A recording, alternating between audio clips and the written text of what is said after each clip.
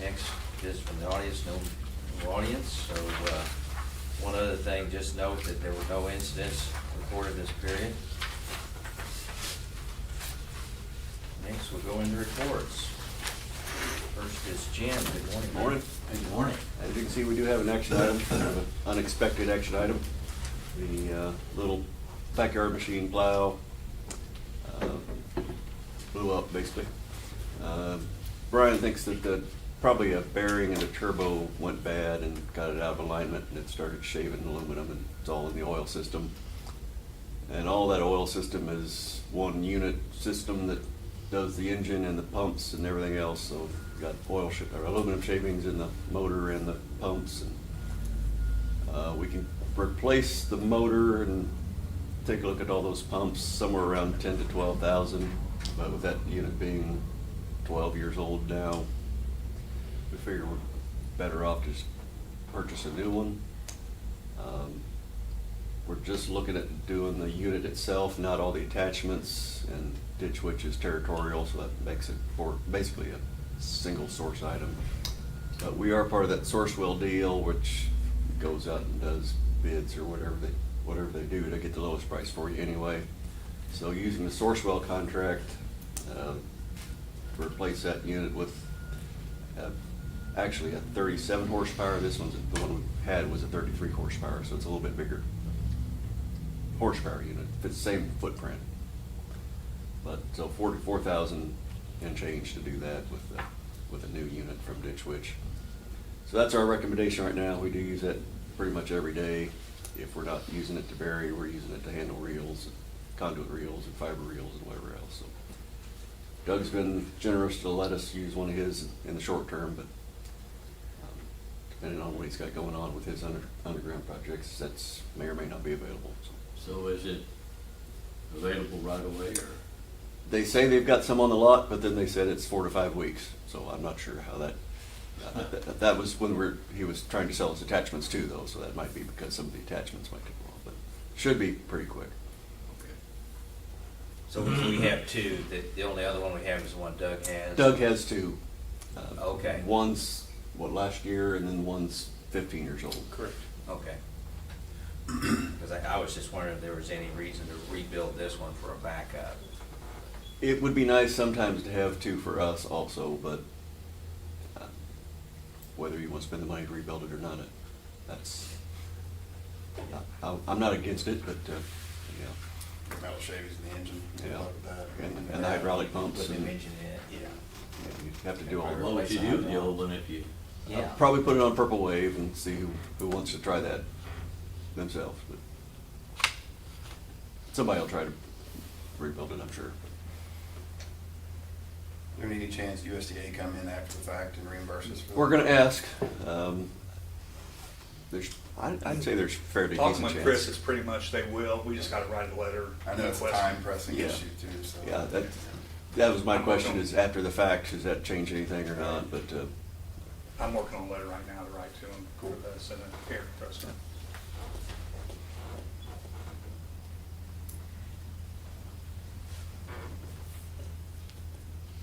Well, we need to keep things moving forward as far as I'm concerned, so I make a motion to purchase a new Ditch Witch SK 1050C for $44,884.44 using the Sourcewell contract.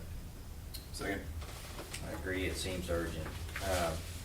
Have a motion and a second to purchase a new Ditch Witch SK 1050C for $44,884.44 using the Sourcewell contract. All those in favor? Aye. Opposed? thank you. Did have a little blurb in there about the air compressor. Couldn't tell a whole big difference, but it's one of those things, if we do get approval from USDA to spend the money, then it's probably better off to have a new one instead of relying on that 35-year-old one that we're borrowing from Grant. There were some improvements that we did notice, but probably take a longer test to really get a good idea. But if we get USDA to pay for a lot of it, then that would be good. But that'll be in the budget for next year. Other than that, we did get 2 little servers from the caching company to use for our memory cache. We've got one of them installed, it needs a little bit of configuration yet, so it's not functional yet. The other one we're working on it also. Other than that, still pressing on as we can. Answer any questions if you got them.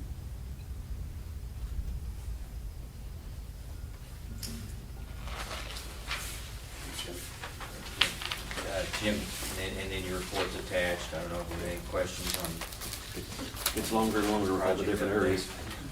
What was that? It gets longer and longer with all the different little areas. Thanks, Jim. Next, Jared, good morning. Morning. I do not really have an update for Unit 6. We were supposed to have a meeting with them yesterday. They are working on restoring power from a hurricane, so we had that meeting canceled.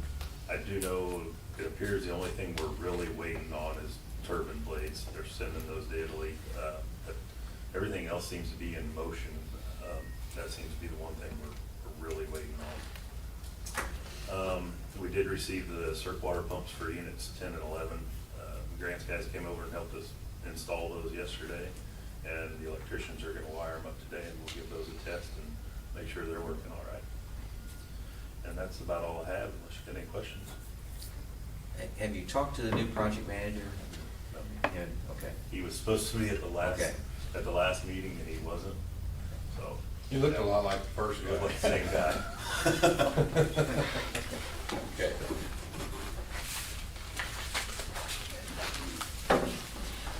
Project status.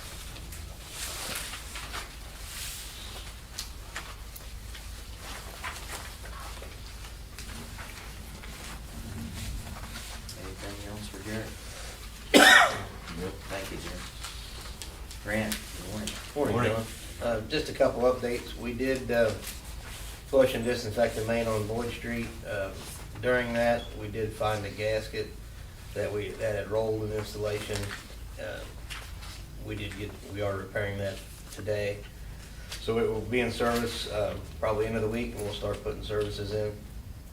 And Missouri Public Service will be on site Tuesday the 16th to do the on-site inspection for the gas locates and drug and alcohol. Other than that, I'm happy to answer any questions. Do you have a schedule with McGuire Arm? Not yet. We were still waiting on their safety stuff to last. Did we get all their safety Yeah, we stuff? got everything. I think we got everything, we just haven't got a schedule yet. We are gonna try to get that done before frigid temperatures. I'm not sure that's what caused the dry part of the, I think that was for preparation, but still it's in the contract that it's gotta be done, I think above 40 degrees. Okay.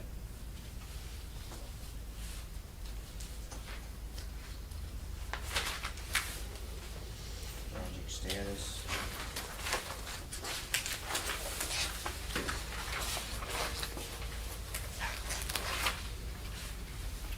I know one time we talked about some that have been on here for a while, so there's a couple of these that are, say, 2018, 2019. Yeah, the valves for Southwest Lift Station, I'm kind of looking deeper into that. That number has changed for that project so much, so I'm evaluating that and making sure that's the route we need to go for the money, or if it would just be cheaper to cut them in. And we did see a review of the I&I assessment. I guess now it's kind of at the point where we're ready to maybe take some steps to. We did some legwork with in-house on some of those storm drains that had, and we haven't had a lot of luck. When we free some staff up with one of these projects, we're gonna go back and smoke them ourselves and try to camera it and pinpoint. We used dye, and that didn't really show us anything, which was unfortunate, so we're gonna try to go back and smoke them ourselves and camera it and see exactly Or there might be what the a issue connection is. or.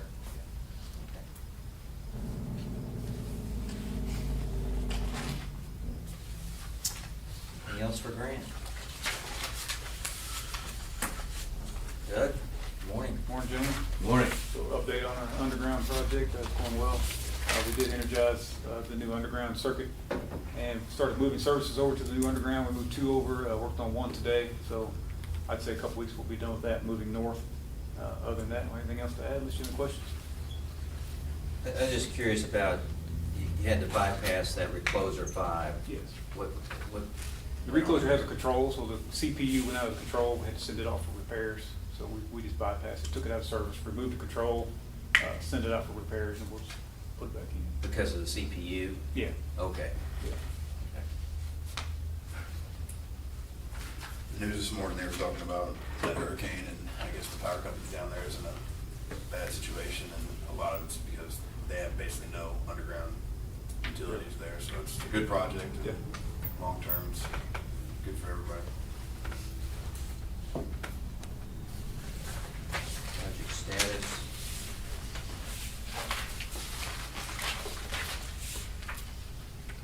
Anything else for Doug? Thank you. Eric, good morning. Morning. On mixer 121, we pulled it, and the bolts had backed out where it attaches to the guide pole, causing it to bounce back and forth and bend the guide pole back into the bridge. We had Burns McDonnell and Enviroline out to look at that with us. Enviroline is going to send some guys to inspect that mixer and inspect that that pole and that concrete pillar there. We have pulled some other mixers to check the bolts on those and make sure that none of those were backing out as well. And when he has guys here, they're supposed to inspect all the other mixers as well. And we did get a email this morning from Burns McDonnell on the UV project on the equipment costs. I think Jeff has the printout of that. So that's moving down the line. And other than that, I don't have anything. You might update them on just how the plant reacted with all the rain and everything, and how well it performed. Yeah, it did. We did the first night. We got some up on the floor, but other than that, we didn't have any flooding problems as well. So it did handle it. Yeah. How easy are those mixers to pull? I think I remember out there. They're not. There is a hoist that we can pull them up, but with that one, the way it came apart and we couldn't get it, we had to get it out. We had to have Grant's help to get the hoist truck and actually pull that mixer out, and it's on the ground now. But normally you can pull them up and put them on a cart and work on them. But with this one being off of the guide rail, we needed Grant's assistance with it. And you're gonna pull them all? Yeah, we've pulled them and most of them already and checked the bolts on them. But yeah, we're gonna check the rest of them as well. And that worked fine, putting them on the cart for those? Yes. Okay. Yeah. And just comment on the project status. It's good to see some getting completed. Yep. Thank you.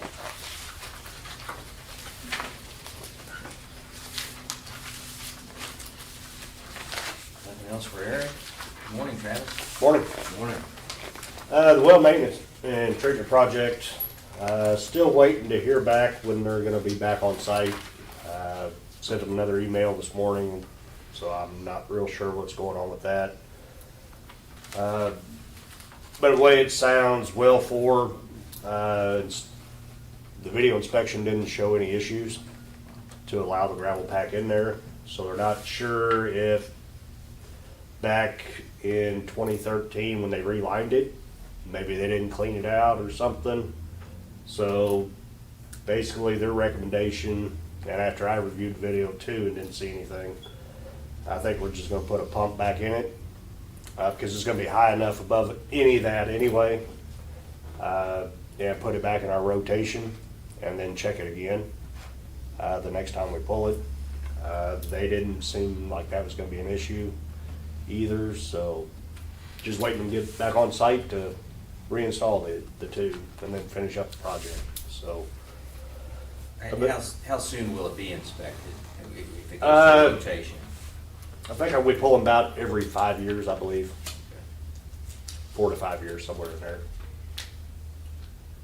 Would it be worth it to maybe push that one up a little bit just in case? I can, that's no I problem. mean, I'm just asking.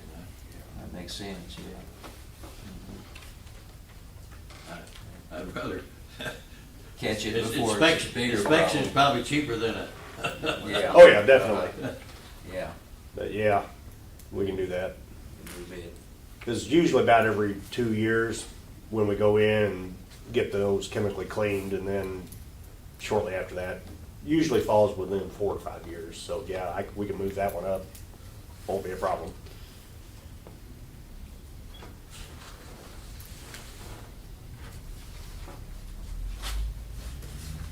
Project status.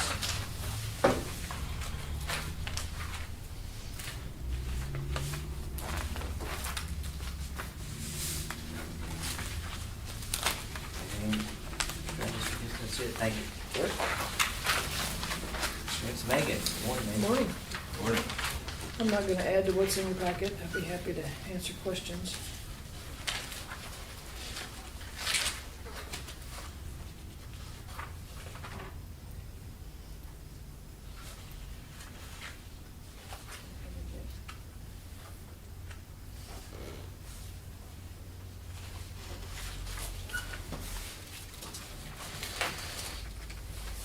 Thank you, Megan.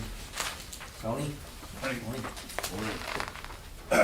Not much there. The concrete pad is complete.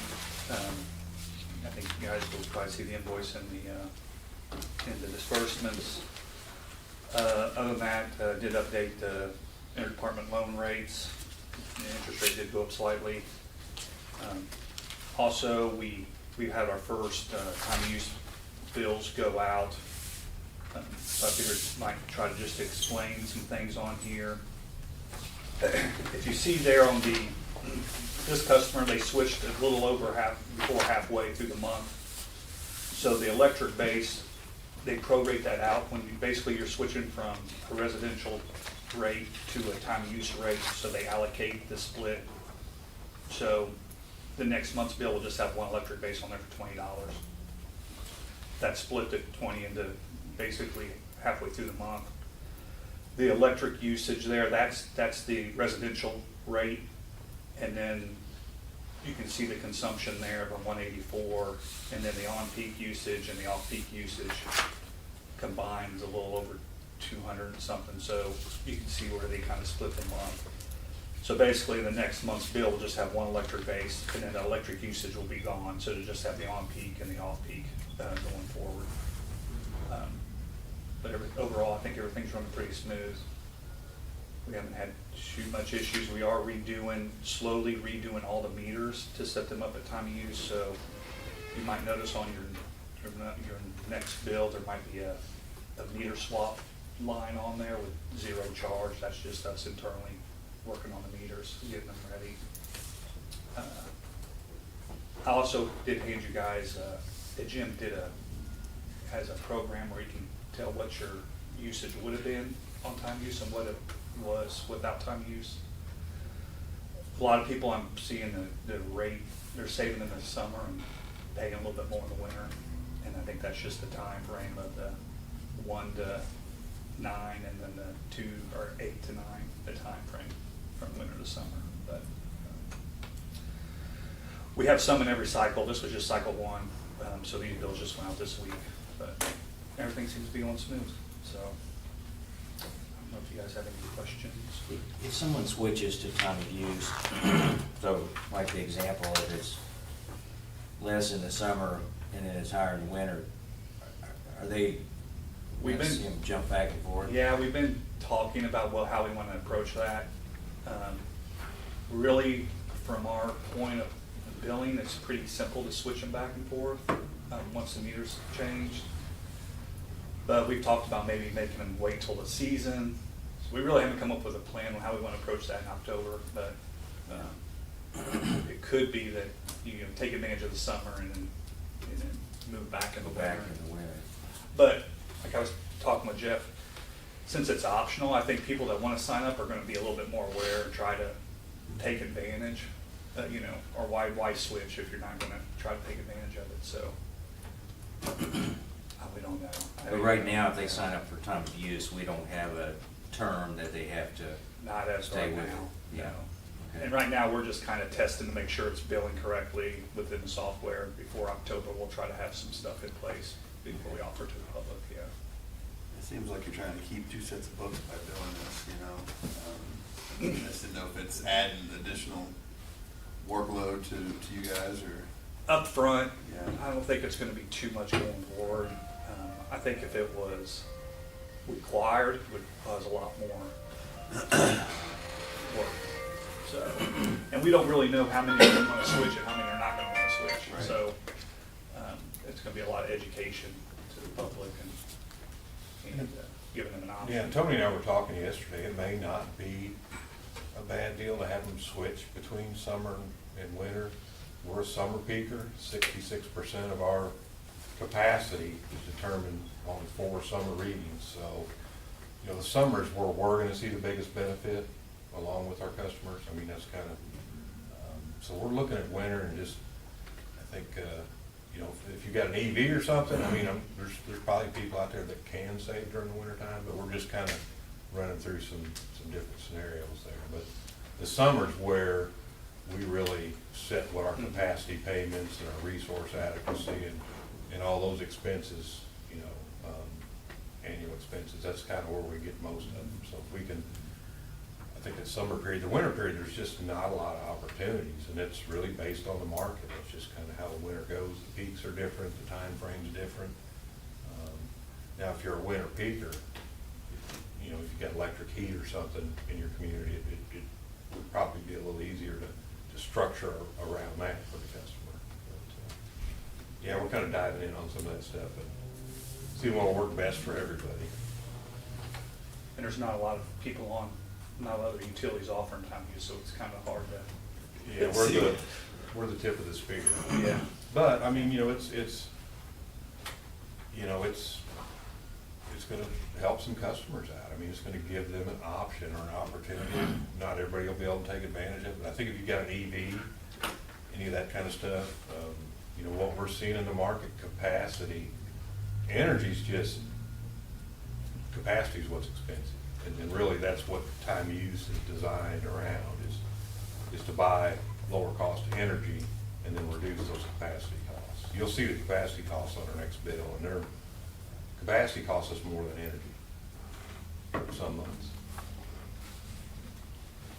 So like on this example, the next month, it'll just have the base, $20 on there. The usage will be completely gone. Yep. And just be that on peak, off peak. On peak and off peak, yeah. This customer here saved 36 cents by switching, you know, halfway through the month, so. But you can see there's not a lot of usage there either. Right. So. And whether they attempted to take advantage of that or Right, not, right. you don't know, if they just went through their normal stuff. And Yeah. I've run some bills and, you know, without changing your usage habits, a lot of them are coming in pretty close. But it, again, depends on, you know, how you know, use your service and when you're doing laundry and when you're, you know, doing cooking and those kind of things, so. That's kind of the incentive of time of use, is to start to manage your usage. Yeah, and it's really driven by capacity and, And you get know, your spouse to cooperate. Well, I know a lot of thermostats are, you can set the time of use rate so that, you know, it'll Yeah. go up when you're on that. I know on our charger for my wife's car that it won't, we haven't set it yet, but if you have it set time of use, it won't let you charge during the peak time unless you may override it, so. So there's options out there for people to save, I think, just whether they want to take advantage of it. Use the technology or not, yeah. I did have another question. Did you, I know there was some conversation, the city, as far as the utility bill, Yeah. changing the trash, separating that from the sanitation.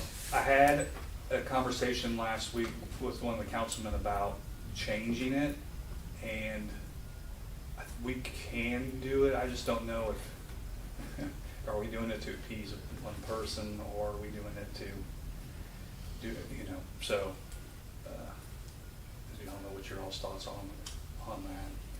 I think it's more kind of back to the city, you know, what's their choice, what's their preference? My concern was it's gonna increase the calls, because, you know, if we're changing the bill, so now we're gonna have 2 trash bills on there, is it gonna cause extra additional work on our end? We could do it, it'll take a little time to do it, but we can do it, and so. I think that directive ought to come from the city. That's where Yeah. it should come And from. we probably need to get to the city anyways about donated. We told them that we would get back with them in July or August, so, and I'm working on budget now, so I'm trying to budget for what we need to do, so I can reach back out and try to set something up. Okay. And on you. I think we at least owe him an answer. Yeah, Yep. yeah, yeah. Okay.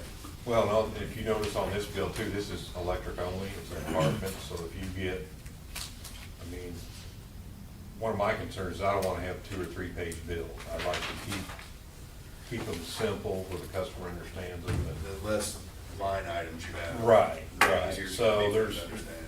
yeah, I wanna, obviously we wanna work with the city, but we wanna make sure we're not getting Yeah, because this customer. too crazy on what our bills look like, and we've had some issues, because really there's kind of 3 parties involved to that. There's the city, RTS, and us, and I think that sometimes we get a lot of calls where, customers are still confused about who to talk to, and I think we're doing a pretty good job of getting them where they need to be, but we're still seeing some confusion on the customer's part.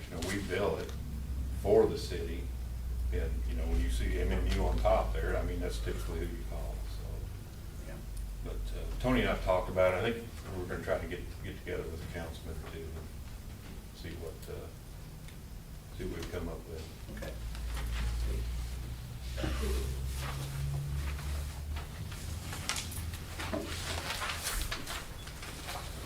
The drive-through roof, I know what Steve thinks about that. Yeah, I think that was kind of depending on the status of the new building. Yeah. We were kind of holding on to see what we were gonna do with it. So I'll probably keep it on there unless you guys, but I wouldn't expect to be doing it anytime too soon. Okay. I don't know if it's worth getting quotes, updated quotes or not, I don't know. Yeah, I don't know if I ever got quotes on it. I can't remember. It's been on there since. Septagon, I think we did. Did we get a quote from I that? think so. It's been a while, but I think we did.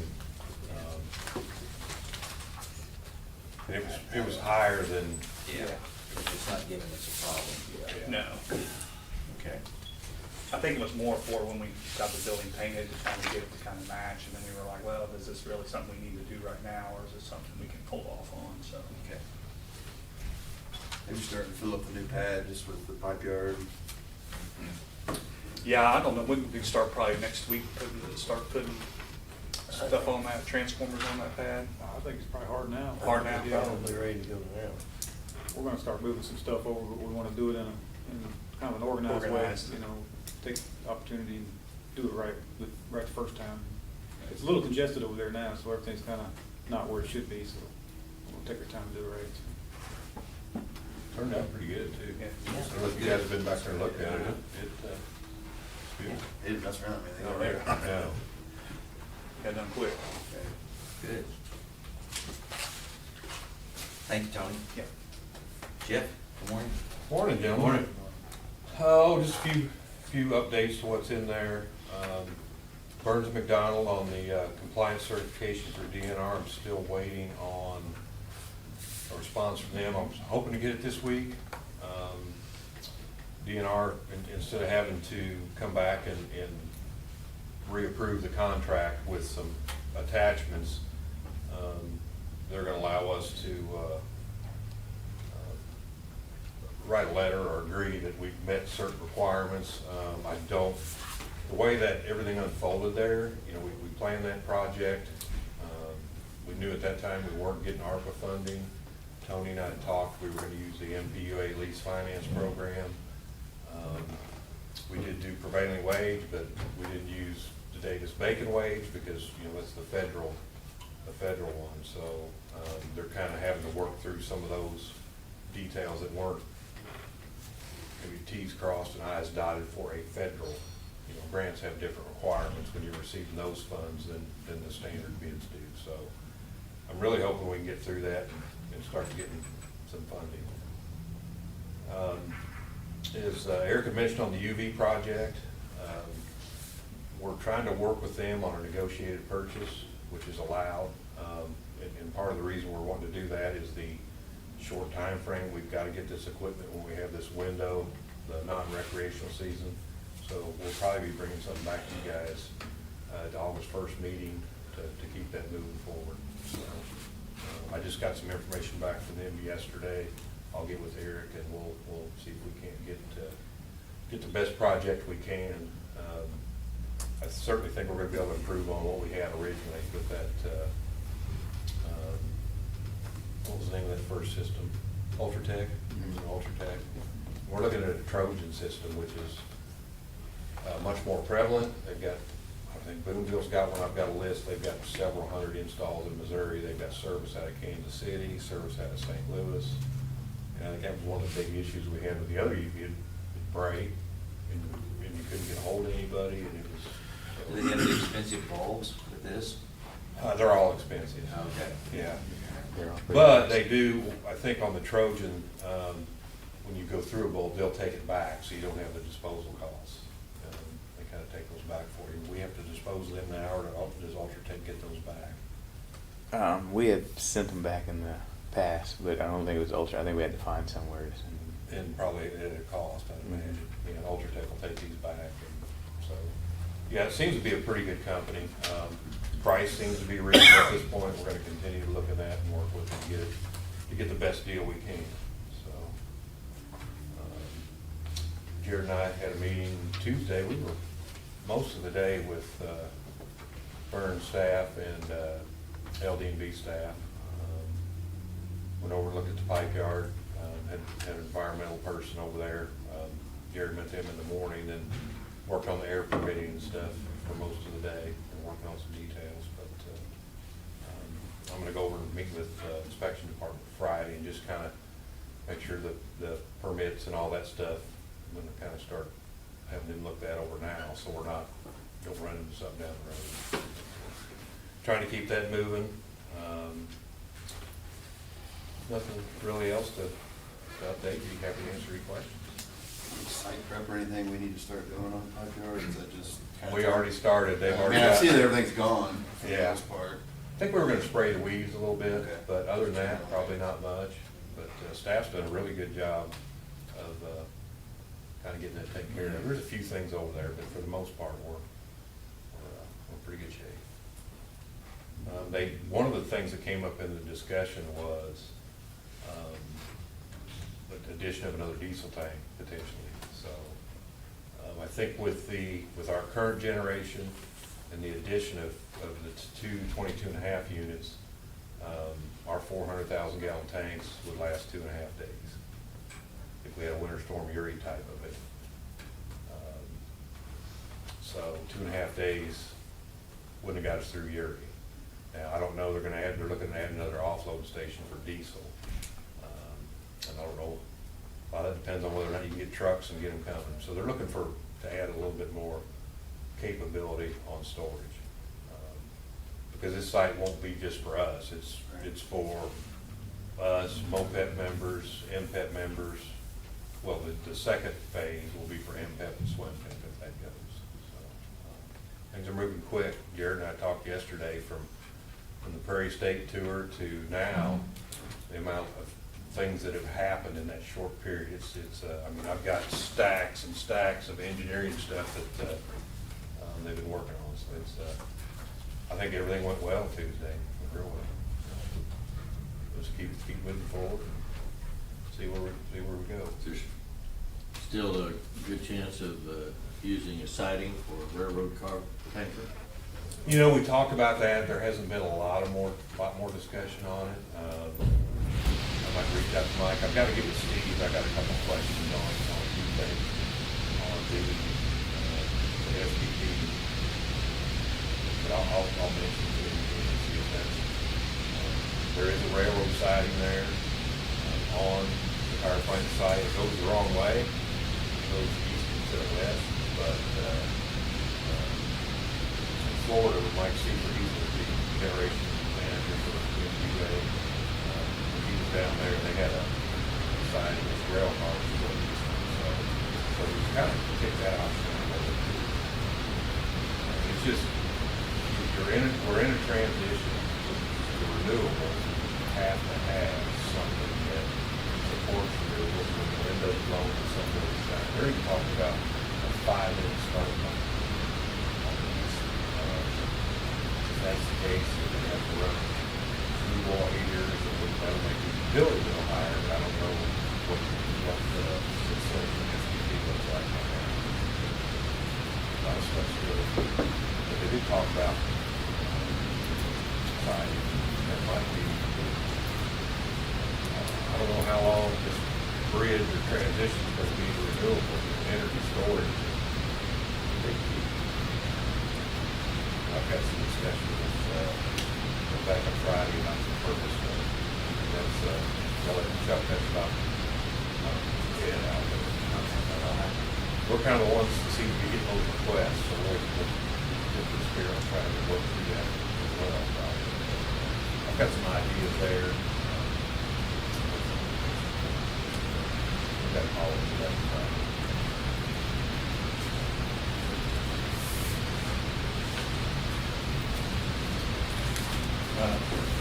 I did like cardboard, paper, price is still up.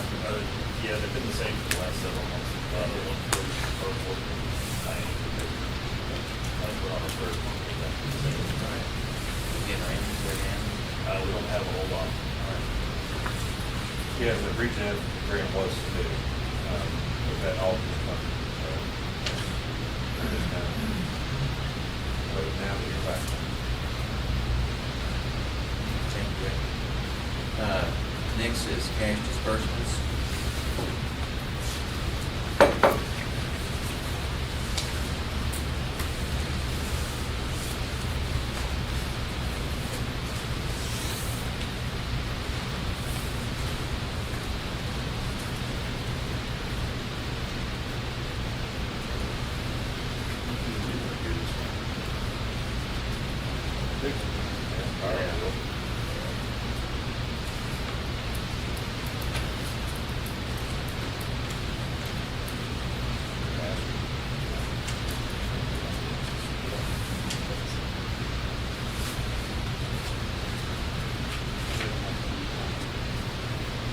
No, I got it. I got it.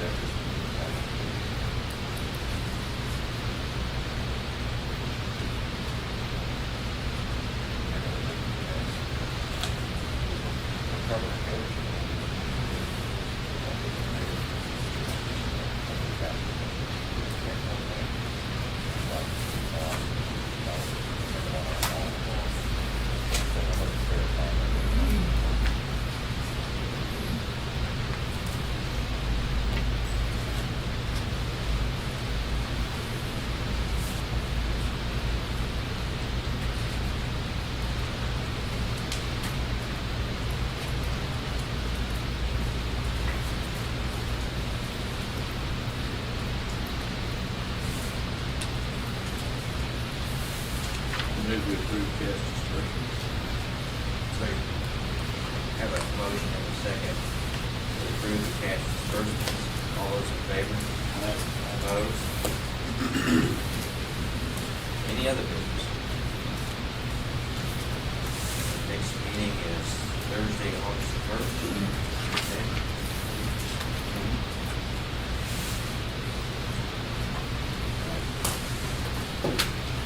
Move to adjourn.